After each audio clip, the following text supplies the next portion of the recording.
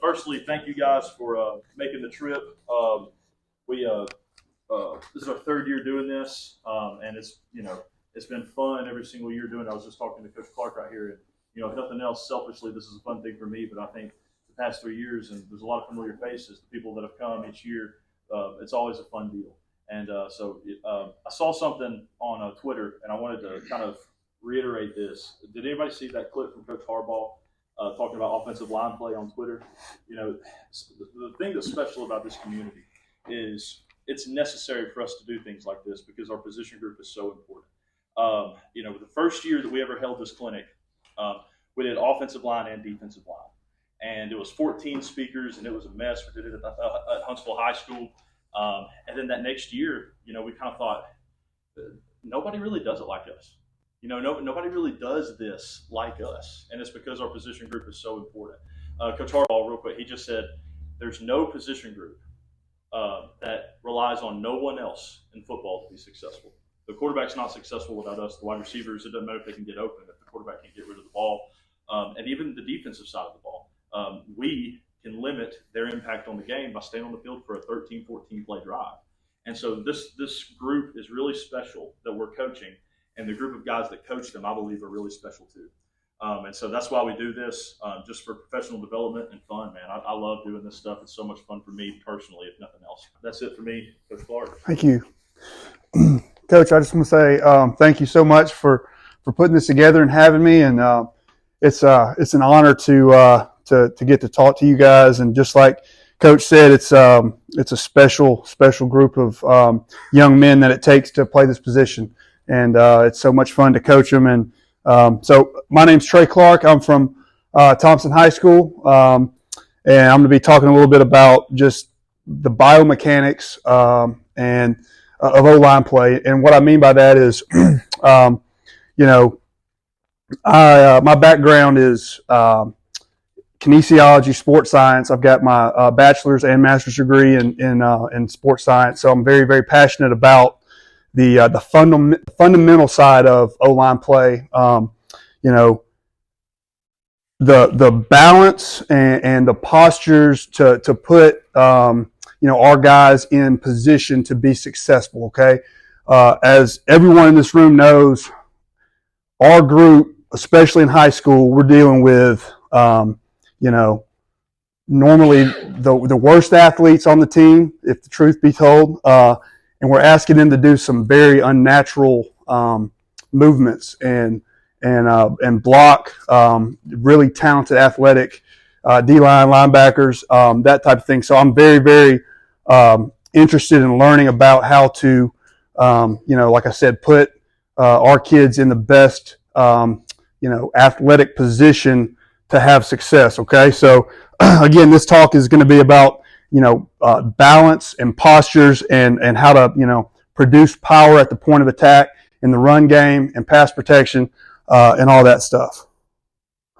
All right, so great offensive linemen, in my opinion, the number one most underrated skill that they have. Great offensive linemen all have great balance. Life is all about balance, and so is this position. I think I could go on and on talking about how important it is, but everything that we do as an offensive line unit is centered around being balanced. Being balanced, and that starts from the ground up. I'll talk about that more in a second. But we want to be, have as much balance throughout a block as possible. We want to limit the amount of time that our feet are in the air. We want to be as balanced as possible to be able to execute what we're trying to do. Okay, so great balance. A few things about how to develop a great sense of balance. All right, number one, it's built from the ground up. So everything that we teach, okay, is flat-footed. All right, we're never on our toes. We're never on our heels. We want to be on the insteps of our feet at all times. Okay, so what that does is, number one, it allows us to get as much ground contact as possible, but it also allows us to produce power through our insteps, knees, hips, and all of that. Okay, so balance is task specific. Okay, so if I go and I take like one of those little heavy balls and I'm standing on one foot throwing it up against the trampoline, that's not going to translate whatsoever into O-line play. None. So everything that we do is practiced as close to a game situation as possible. That's the number one rule of motor learning is, you have to practice the skill that you're trying to do in a game-like situation to see the most transfer when you start playing. All right, so again, our feet are always going to be flat. Our weight is going to be on our insteps, and they're going to be about shoulder and hip width apart, just like you're going to do a vertical jump or a power clean. We want our feet about that width apart. We want it flat in the ground. We want our knees slightly bent in. Okay, so if I'm coming off for a base block, if I'm in pass protection, I want my knees slightly, in a valgus position here to where I can come out of my hips. And what we tell our guys is tear the ground apart. All right, so we want to really feel that through our insteps, up through our knees and hips, and tear the ground apart. And we want our shoulders down and back. Okay, everything that we try to tell our guys is we want to be as tight as we can through our hips and our shoulders and back and chest musculature. So when I want to strike, the most powerful position I can be is to set my shoulders back, keep my elbows in, have my hands up. Those are the things that we stress to our guys is trying to be as, as tight as we can through our trunk, through our back, and our shoulders. Okay. So this is a great drill. We're going to show you some drills that we do a lot of. This is one of our favorite ways to warm up. It's just, a very simple drill called walk the dog. It's a med ball on the ground here. So right now you can see his feet are flat, his knees are slightly bent in. Now the posture, which I'll get into a little bit more as we go on, we want that back as flat as we can get it. A neutral spine is what we tell our guys. A slight arch is okay, but what happens is, and again, this is just simulating coming off for a base block. What happens is, as they get lazy, our guys' hips want to rise and they want to round their back. They don't want to bend their knees. All right, so you'll see as it goes, his hips come up. He tries to round that back. We don't want that. We want more knee bend. We want, that back to be as flat as possible. And again, he's just taking 6-inch steps here, trying to, again, we want that back flatter, but just trying to work on, okay, my feet are flat every step. My weight is on the insteps. My back is flat. My knees are in. I'm tight through my chest, back, core. That's right there. That's not what we're looking for. We want a flatter, neutral spine right there. So again, going into the posture of, what we tell our guys. It's so technical playing offensive line, as you know. So every little detail that we can, try to pick up and give us an advantage, that's what we want to do. Yes, sir. Walk the dog, is that your pre-practice, in season, out of season, both, all the above? We primarily do it in the off season. We will do it some in season as well. That's how we will start a lot of our indie days right there, just getting warm, and getting that repetition of, 6-inch power steps, feet flat, all of the coaching cues there, and just doing that as much as possible to hardwire that motor pattern. Some of the stuff that I did, I can still get up here. I feel like it's like riding a bike. I've done it so much. I haven't done it in, 12 years, but I feel like I can still do, those movements because it's been reps so much. All right, so our posture in the run game, we want to create leverage through our angles, through our bend. Okay, so probably another really underrated skill is to have great mobility. All right, not being flexible. There's a difference between being flexible and being mobile.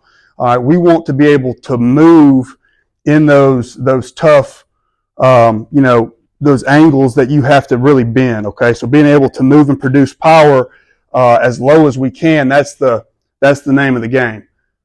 So again, it all goes back to I want to keep my feet flat. There's a saying, you pay for all your cleats, keep them all on the ground, use all of them. Our back is flat. A slight arch is okay. Again, we don't want a hunchback because then the knee bend is gone at that point. They're waist bending, and we cannot produce power from that position. Shoulders are down and back. Our elbows are tucked to the side, and our hands are up at the chest. So I do not teach anything grabbing guns, exposing my chest at all. Every good D lineman, the first thing they want to do is they want to win with their hands first, and so do we. So if I drop my hands at all, I feel like I'm giving up, a free stab right there against the defender, where that's not what we want. So I want my hands up here, and I want to engage my lats and keep my elbows as tight as I can. You see a lot of fancy drill work out there. I'm very old school. I'm very, result based. So I want to do the things, we try some new drill work. I'm not saying that, but, we are based in the tried and true fundamentals of O-line play. Okay, so this is probably my favorite drill that we do. It's very helpful in teaching how to roll your hips in a base block, but also the balance that comes with it. So right here, okay, and it's just like when a lineman is in their stance, we should be perfectly balanced. So when I make contact, so this drill picks up after we've got our first two steps in the ground, we're about to make contact. All right. When I make contact, I should be perfectly balanced. So I should be able to bend with, in a power position, and I should be right here when I make contact. I'm not leaning. I'm not on my toes. I can hold this position all day, but I'm in a power producing position here with my shoulders set, my hips back so I can come through my hips, and I'm balanced. Okay. So his toes should be out. His knees should be in. I want to see that angle at the hip come down with more knee bend. So again, his hips are too high because of his knee bend, and the angle at the hip is not perfect. Okay. So his elbows are in, and he probably rolls his hips a little too quick. This is a better rep. Okay. This is a better rep here, but again, I think he can be low at the start, and what we say is, after about the second or third step after contact is when we want to see that hip roll. Okay, and so again, the most efficient, the most balanced way to do that is through your insteps and getting those hips back and through, but staying balanced. Okay, so this, we do this drill year round. In some capacity. So notice right here, when we run block, I tell our guys, once you make contact with your hands, you do not extend. Okay, a D lineman's objective is to create space. We want to take that space away as much as possible. So we want everything in here tight, and we do not want to extend until we're getting ready to finish a block and bury somebody. So again, his feet can be faster. His first, that left foot right there, that's too far of a step. We want a 6-inch step, and we want it as fast as we can. And a lot of guys that you'll see, they think picking their feet up as high as possible creates more power. That's not necessarily the case. you're also, again, the more time your foot spins in the air, the more, something bad can happen. You can get tossed, you can get, so we want to limit that time with our foot in the air as much as possible. And it's like a piston. I mean, your feet are like pistons to produce those 6-inch power steps. All right, pass pro posture. It's a lot of the same thing, but now, our hip angle changes a little bit. So depending on whether or not you kick slide or vertical set, we're a vertical set team. I've done both.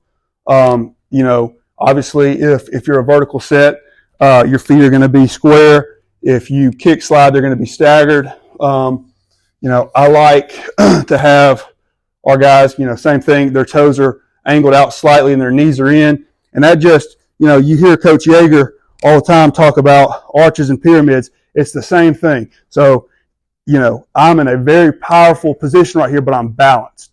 All right. My chest and shoulders are back. My hands are up. I can move laterally. I can get back. I can do whatever I need to do right there. So big chest, again, a slight arch is okay in the back. Shoulders down the back, elbows tucked, and my hands stay up all the time.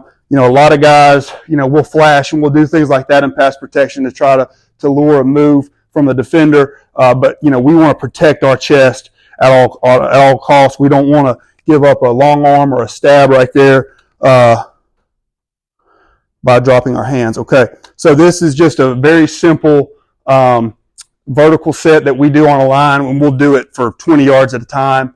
And we keep that med ball, we want it up tight.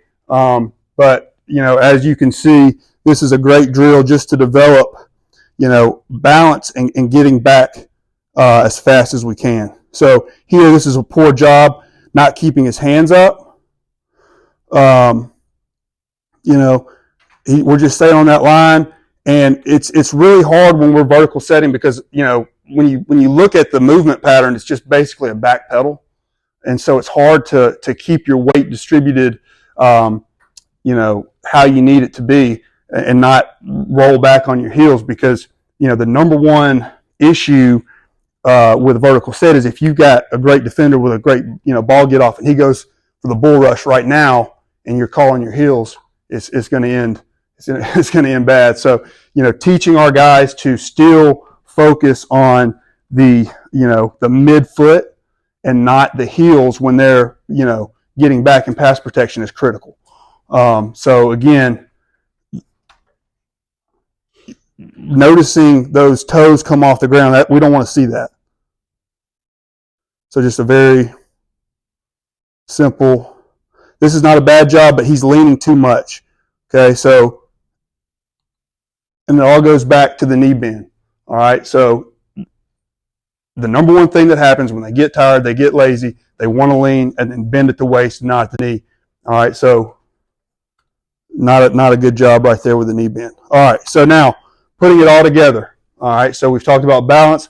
We've talked about the postures of, run and pass, and now it's all about, using those to produce power at the point of attack.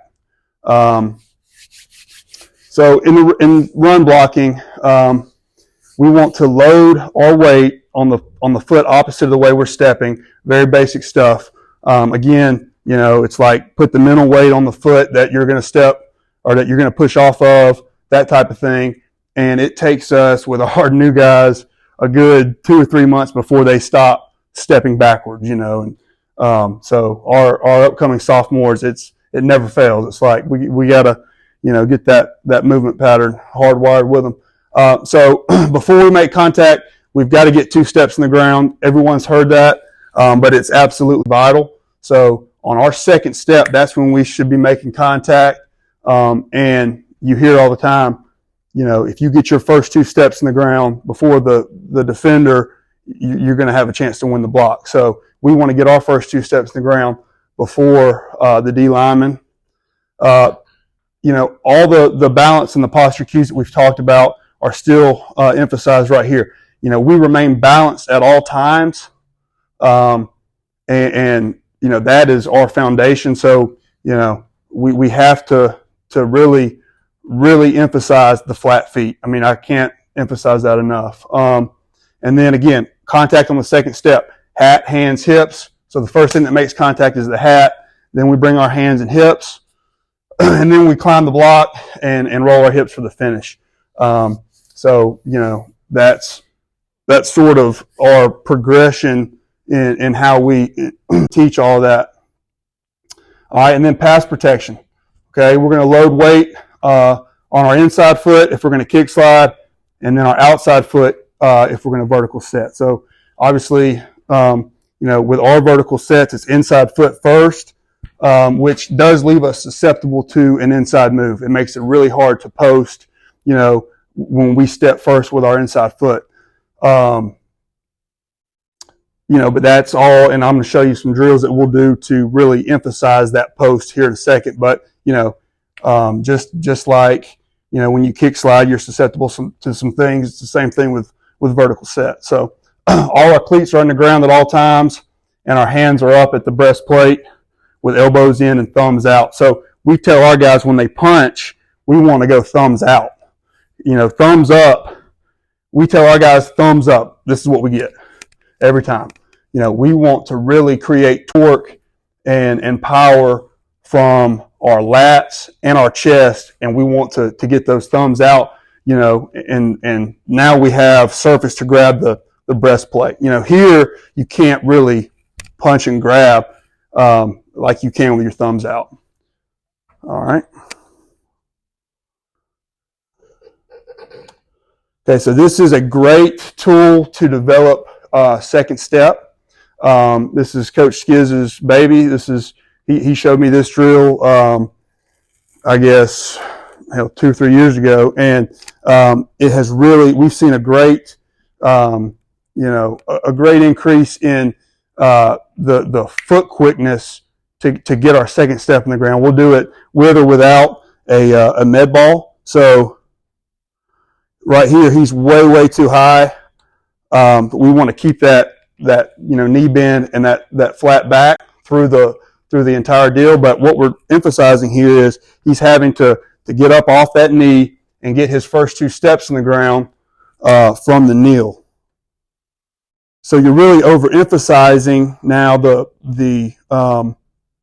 right instep is loaded up. So once we do this for about a month, when they get in their stance, and if I'm going to my left, the power production off that right foot just jumps. It jumps dramatically because he is really emphasizing the power production off that right foot. Okay, so again, he's too high right there. All right. The center here is going to go in the middle of the screen, and then elbows out. All right, waist bending. That's not a great rep. Let's see.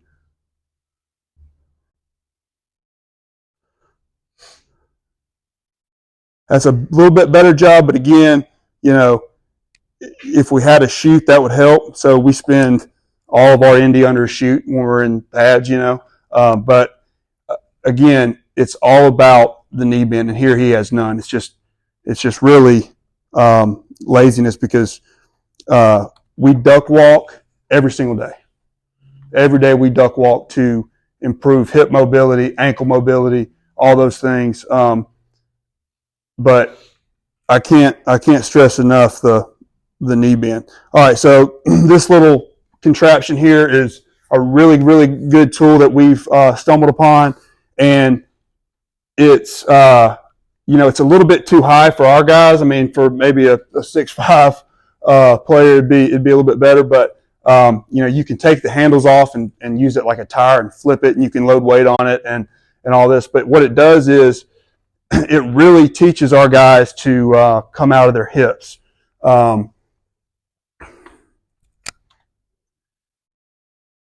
So here, again, if it was a little bit lower, it'd be perfect. But if you'll notice, his hips are back, his elbows are tight, his feet are flat, his knees are in. He's in a pretty good position. I like to see, again, a little bit lower. I say it all the time. I don't think I've ever told a player he's too low. So here when we start this drill, he should already be flush to those handles. He should not have any separation. Just like when we make contact, we want it flush. So he should be, closer with his chest to the green handles. And again, the transfer of power through his insteps is how we teach a base block. So if you notice, his cleats stay in the ground. He's bringing his hips through, and you'll notice right here about the third or fourth step here, his hips come, and he's climbing that block like we talk about. So this is and you can do it with and you can see these sleds. You can do it with those just as well. The Prowler sleds that you see, it's the same thing. You can adjust the handles inside and get a great grip, and just roll your hips and So this is a good rep here. That's as close to where we want to make contact on our second step in a run game as I think we've got on film. So you notice everything is pretty good. All his cleats in the ground, his back is flat, his elbows are tight.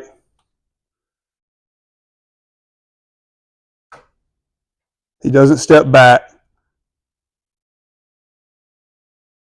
Not bad. If he brings his hips at the end, pretty good job. Okay, this is a great drill for our pass protection. Now, going back to talking about the postures of pass protection, the number one drill that I left off, but I'm sure everyone has done it or does it in this room, but just a simple mirror drill. And we do 3 different variations. We'll go with our hands behind our back, which I like in the sense that it teaches your musculature and your posture of sitting down in a chair. So if my hands are behind my back, I've got a big chest. I'm not slouched. I'm not bending at the waist. That to me is the only upside of doing a mirror drill with your hands behind your back. The others that we'll do are hands up, and then we'll do a basically what we call punch to mirror. So we take a vertical set, we punch, and then they mirror after we've already locked on the breastplate. And so to me, that's probably my favorite because it's the most game like. So I didn't put that on there, but that's another great drill for posture and pass protection. All right, this is the punch redirect drill. Okay, so being a big vertical set team, we're going to step inside foot. He's going to stay on this line, and then he's going to basically punch one, all right, and then post the other. So the coaching points of this drill, we never want to punch outside our framework. So, we don't want to be caught out here. We want to get in front of the defender just to, again, take away the space that they're trying to create. And also keep our balance while we're doing it, because again, reaching outside of our framework will get us in bad positions. So here, I want to see a better punch. It's not a very good punch, but you can see he's inside foot first. This is our left tackle from last season. Inside foot first. All right, and he's staying pretty tight. I'd like to see a more exaggerated post foot. So when I punch to my right, all right, I should really be pushing off that instep and getting in front to punch. I shouldn't just be going back because you still have to take away that inside. Even if you're a vertical set team. Trey, if y'all were in a game, when you're punching there, do y'all throttle down or hunker down, resist right there, or do y'all just keep getting depth and punching? Yes. Which way? Yes, sir. So what we tell our guys, and that's a great question, is depending on if it's a play action, if he's taking a 3-step, 5-step drop, what the quarterback's doing will determine the depth of our drop, number one. But yes, after we reach our depth to start hand fight, that's when we try to hunker down. So we try to punch and sit down as soon as we throw our hands, because backpedaling like that. If you don't, you could just keep on into the lap of the quarterback. Does it matter, like, the position of your feet? Like, I will say, I'm going back. Do I want my outside back, inside up, or does it matter? Or Well, a lot of times, we do get caught with that inside foot down, which we try to limit as much as we can. I would prefer that inside foot to be up. And, we teach the hop drill where as soon as we get bull, we'll start, trying to hop back and, slow that bull rush down. We've also gotten really good with a couple of our guys of just snatching, snatching the hands. It's almost a hold if you get it by the book, but I mean, it's a snatch and then you're trying to break the bridge, and they go down every time you get a bull rush. So every time, that's by far my favorite. When I played, I loved getting bull rush because that's about the only thing. I wasn't athletic for nothing, but I could stop a bull rush. So that's my favorite.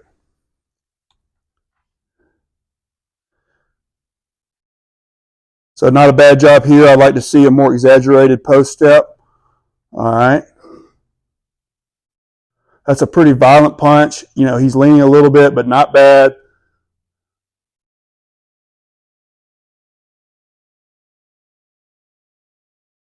Pretty good here.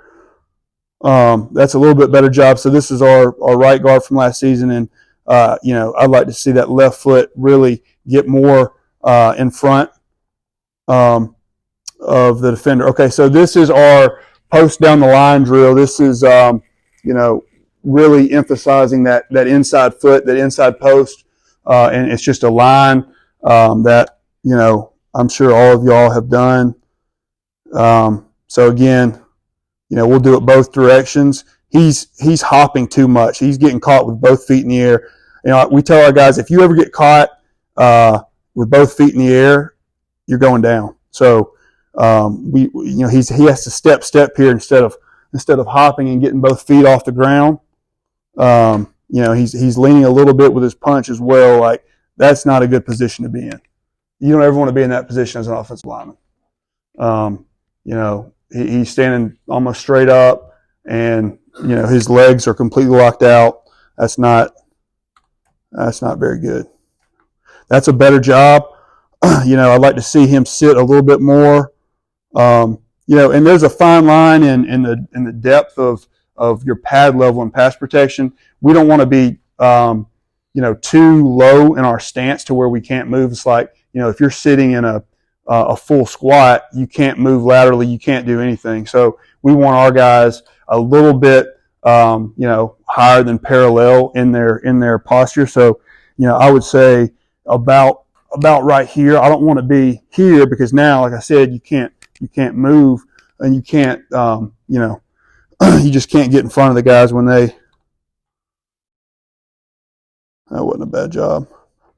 This is a little bit, he's still hopping though. You see, he's getting caught with both feet in the air at times. That's not a good job at all. This is pretty good. Watch this.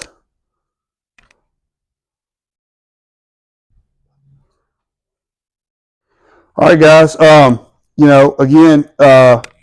I've really enjoyed being up here and talking to you guys. I'm very passionate about offensive line, and I heard Coach Yeager just a minute ago say, coaching is something that chooses you. You don't all the time choose it, and I believe that. I believe that with all my heart.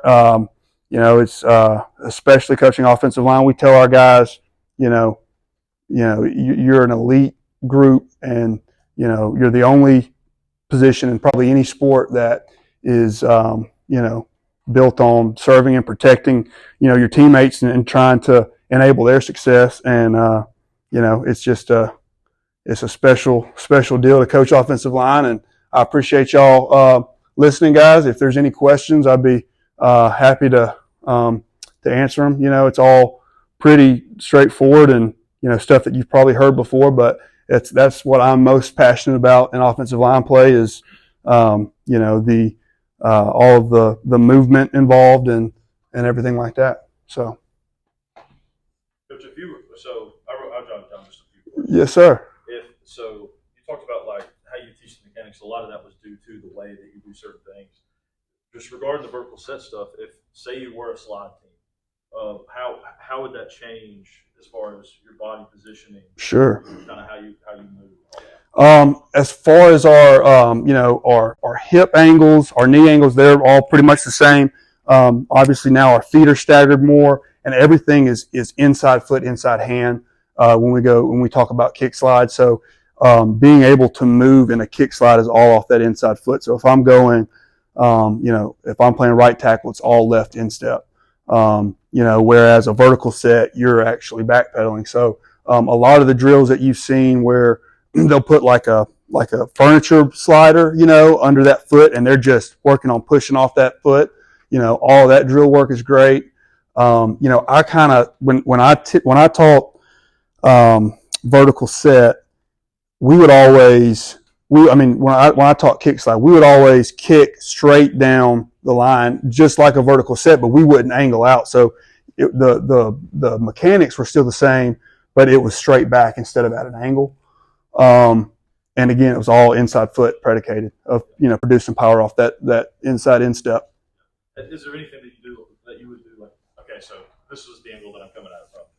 We have a lot of issues where, we slide. Mm-hmm. And a lot of times we have issues with our knee getting outside our foot. Right. If that makes sense. Yes. And so, like, is there anything I can do, like, posture-wise, or any coaching cue or something like that to kind of help our guys Sure. stay tight right there?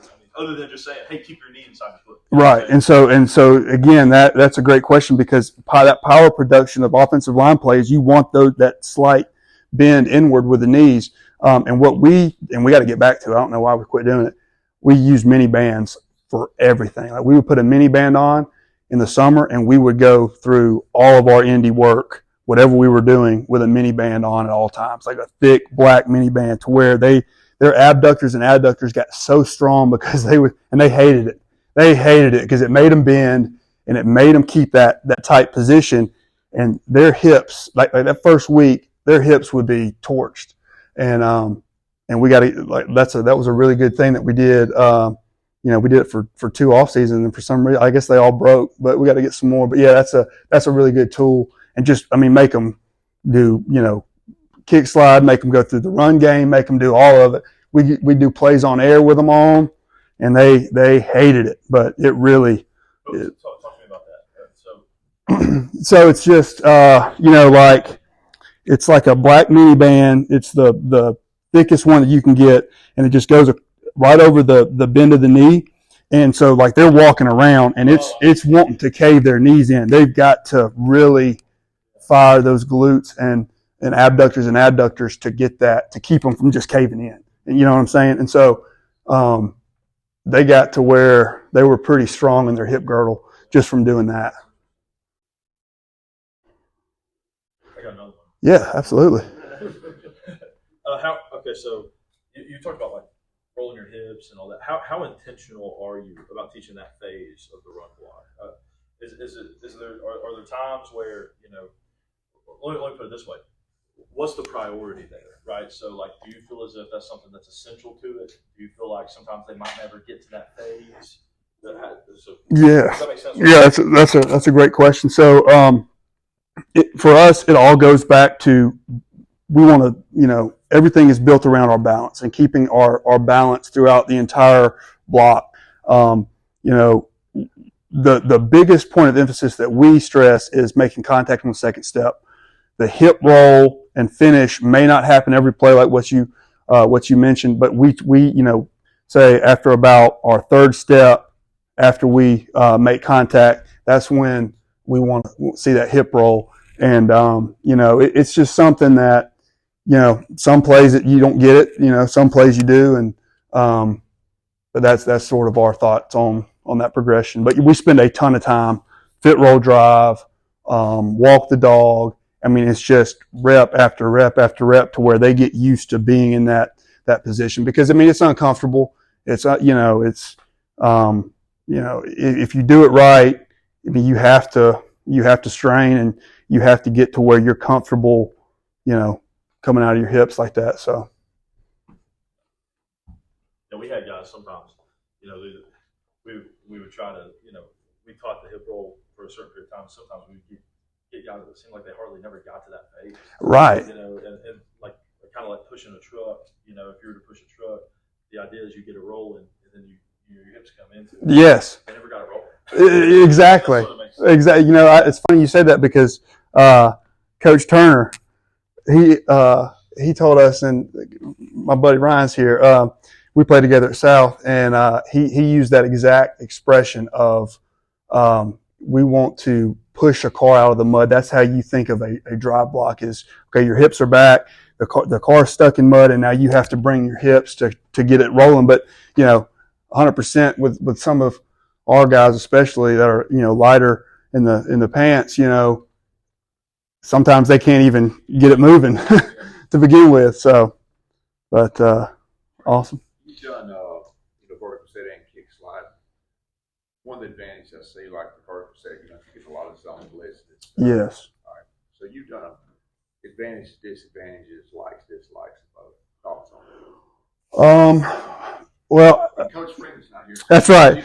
That's right. So, and we won't tell. That's right.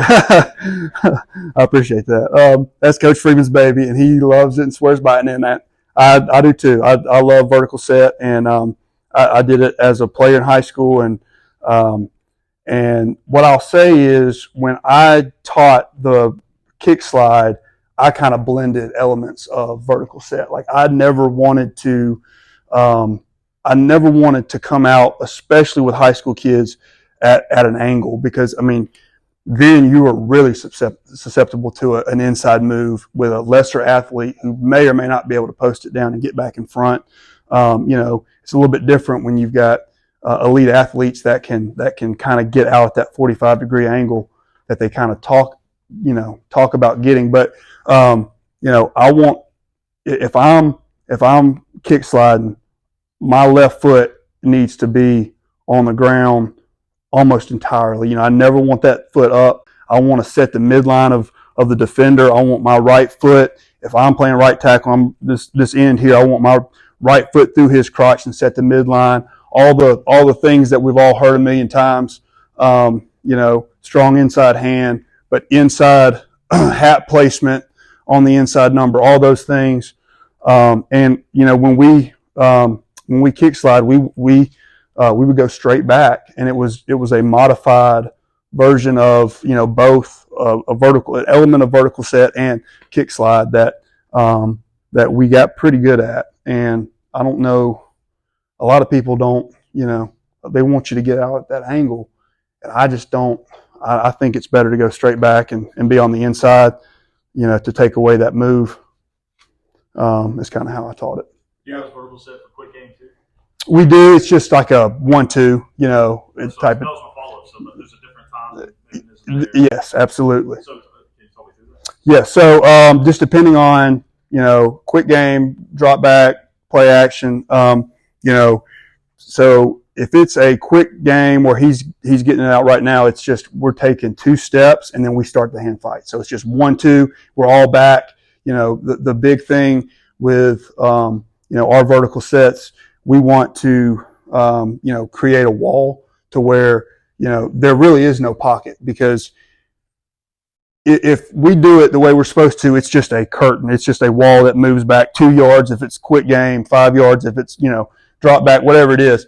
But the way that I was taught pass protection in college is you have to set a pocket. So the thing about, when you kick slide, obviously the center and the guards set the depth, the tackle set the width. All right. So that creates that bow effect and the pocket, so to speak.